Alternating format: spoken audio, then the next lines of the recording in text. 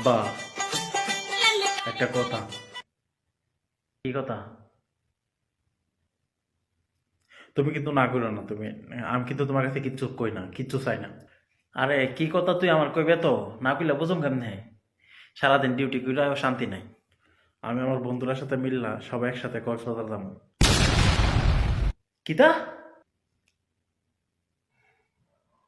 তোর বাপে জীবনে গেছিনি কক্সবাজার? তোর সদ্য গোষ্ঠী গেছিনি জীবনে?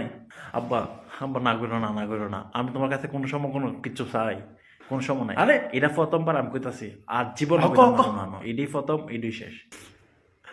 আব্বা না করো না, আব্বা, আব্বা সবাই, আমি কিন্তু একলা যাবো নি, সবাই তো যাবো। আব্বা না করো না, না। আচ্ছা আচ্ছা আচ্ছা, যা। একদিনের বেশি কিন্তু তাকতে না, আর কোনো শতানি কথা পারতে না যায়।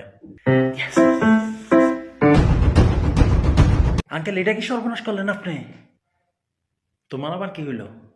এটা কি করলেন? হে ছোট্ট মানুষ কইসার আপনার সাথে সাথে রাজি হয়ে গেছেন গা। যাক দেন রে বাবা, শকজন করছে গুড়া হচক দে। আপনি জানুন কক্সবাজার কি গো? সুরাবালি টাইন না লয়ে লাগা। মনে করবেন এক দেওয়ায় টান দে করে মায়ের সমুদ্র তুলে থাকা। আর কেউ ভাই চায় না। রাইতে ধরে ডাহাই দইরা খাইটা মাইয়া যা মালামাল আছে সব রেখা দেয়। তখন আবার ইন্ডিয়া প্রতিদিন মানে বোমা চট্টগ্রাম নেওয়া দখলে। আপনি মুরব্বী মানুষ, যাক আপনার ফুত, আপনার ইচ্ছা। ভাইয়া, ভাইয়া তুমি আমার জন্য কি আনবা কক্সবাজার থেকে? ভাই তোর লাগিয়া শামুকের মধ্যে নাম লেহাই আনো, মজার মজার চকলেট আনো, আচার আনো।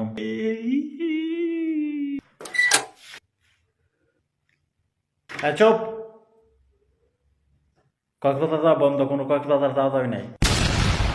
আমার কাছে আর আওয়াই নাই। চুপ সব।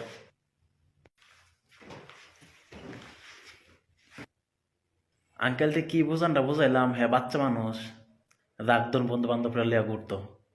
আঙ্কেল আমার কথা শুনলই না, না আমার ছেলে, আমি দিতাম না। আব্বা তো আমার অহন্য না করলো, তুমি জানলা কেমনে আমার না করছে? অতক্ষণ তো আব্বা রাজি আসলো।